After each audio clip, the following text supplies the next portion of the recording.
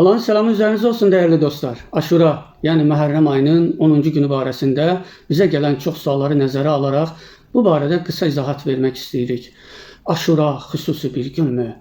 Əlbəttə ki, Hüseyni sevənlər və onun başına gələnləri ibrət və dərs götürənlər üçün Aşura xüsusi bir gündür.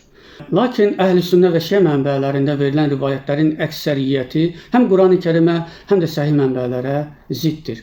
Bunlardan Əhl-i Sünnə mənbələrində deyilir ki, Adəm əleyhissalamın Aşura günündə tövbəsi qəbul edildi. Nuh tufandan o gün xilas oldu. Kim o gün oruç tutarsa 10.000 mələyin savabını əldə edər. Filan qədər günahları tökülər. Cənnətdə Firdevs-i alaya gedər. Cənnəti öz xüsusi bağlarına dönüşdürmüşlər. Əhl-i Şiə mənbələrində isə bunun tam ziddi rivayətlər var. Kim o gün oruç tutarsa Yezidlə bərabər olur. Elədiyi işlər boşa çıxar. Oruç tutmaq o gün haram qəbul edilir.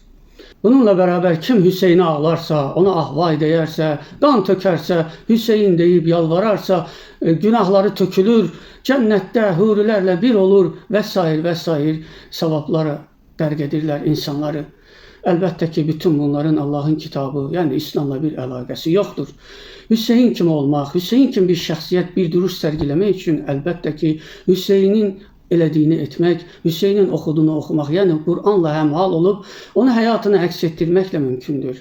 Hüseyni sevmək üçün gərək Hüseyin kimi olasan, onun oxuduğunu oxuyasan, onun kimi yaşaya biləsən, onun kimi bir duruş sərgiləyəsən. Yəni Hüseyin kimi olmağı, ibrət almağı əsas götürəcəkləri yerdə bunu başqa bir istiqamətlərə yönləndirmək həqiqətən də böyük bir fəlakətdir.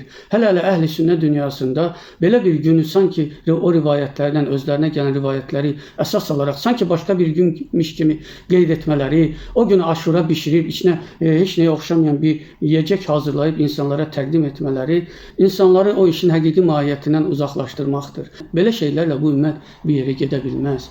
Bir de o günü toy edip etmemeyi soruşurlar. Hüseyin'i seven, onun başına gelenlerden ibrət almak isteyen, ona ehtiram gösteren insan belə bir şeyi illa da o gün etmesi doğru bir şey değil əlbəttə. Dini hər hansı bir qadağası olması şərt değil. İnsanlığın fitrəti, bir sevginin əlaməti olarak belə şey etmesi illa da o günü doğru değil. Bu dini yönden nə haram, nə helal qisminə girməz. O günləri xüsusi qadağalar, ibadətlər, belə şeylərin də dini heç bir əsası yoxdur. Bunu da biləsiniz.